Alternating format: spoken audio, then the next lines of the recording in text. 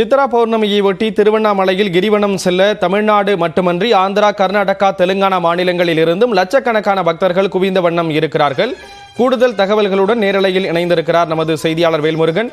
வேல்முருகன், என்னென்ன ஏற்பாடுகள் எல்லாம் செய்யப்பட்டிருக்கு? பக்தர்கள் கூட்டம் எந்த அளவில் இருக்கு?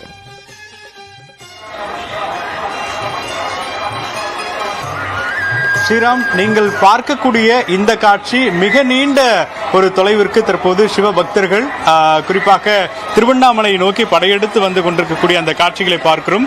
குறிப்பாக கிரிவலம் என்பது ஒவ்வொரு மாதமும் நடைபெற்றாலும் கூட இந்த ஆண்டு, அதாவது குறிப்பாக இந்த சித்ரா பௌர்ணமி முன்னிட்டு நடைபெறக்கூடிய இந்த கிரிவலத்தில் கிட்டத்தட்ட லட்சத்திற்கும் மேற்பட்ட பக்தர்கள் தற்போது வந்த வண்ணம் இருந்து கொண்டே இருக்கிறார்கள்.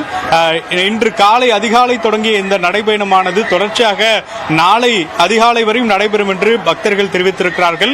குறிப்பாக திருவண்ணாமலை இந்த கிரிவலத்தை பொறுத்தளவிற்கு மிகவும் பிரசித்தி பெற்ற ஒரு நிகழ்வாக ஒவ்வொரு ஆண்டும் கடைபிடிக்கப்படுகிறது. குறிப்பாக லட்சத்தீவுக்கு ஏராளமான லட்சத்தீபத்தின் பொழுது ஏராளமான பக்தர்கள் திருவண்ணாமலை முழுவதும் பயணம் மேற்கொள்வார்கள்.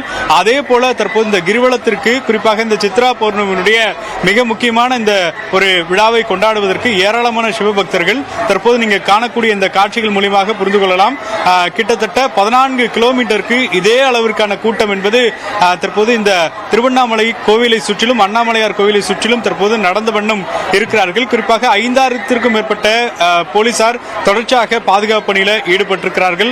ஆங்காங்கே குடிநீர் வழங்கக்கூடிய பணி, அதே போல உணவுப் பொருட்கள் வழங்கக்கூடிய பணிகளில் தொடர்ச்சியாக திருவண்ணாமலை மாவட்ட நிர்வாகத்தின் சார்பில் எடுக்கப்பட்டு வருகிறது.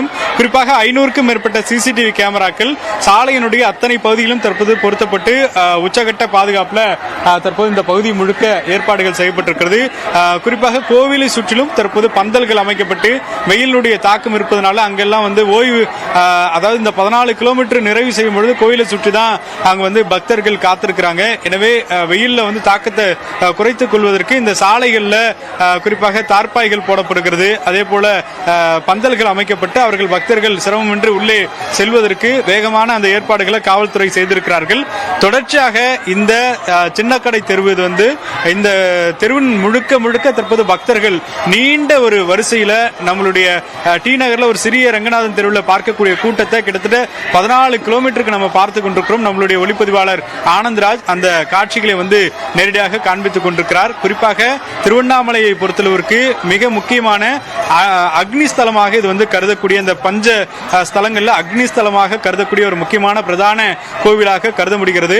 அந்த வகையில தொடர்ச்சியாக பக்தர்கள் இங்க வருவதை மிகுந்த ஒரு ஆனந்தத்தோடு தொடர்ந்து வந்த வண்ணம் இருக்கிறார்கள். தற்போது திருவண்ணாமலையில ஏராளமான பக்தர்கள், கிட்டத்தட்ட லட்ச பக்தர்கள் இந்த பகுதியில் வந்த வண்ணம் இருக்கிறார்கள். இன்று அதிகாலை முடிவு நடைபெறக்கூடிய இந்த நடைபயணம் என்பது கிரிவல பயணத்தினுடைய இந்த பாதை அப்படிங்கிறது நாளை காலை அதிகாலை வரையும் நடைபெறும் பக்தர்கள் தெரிவித்திருக்கிறார்கள். ஸ்ரீராம், திருவண்ணாமலை கிரிவலம் நடைபெற்று வரக்கூடிய நிலையில் களத்திலிருந்து விவரங்களை கொடுத்தீங்க. நன்றி வேல்முருகன்.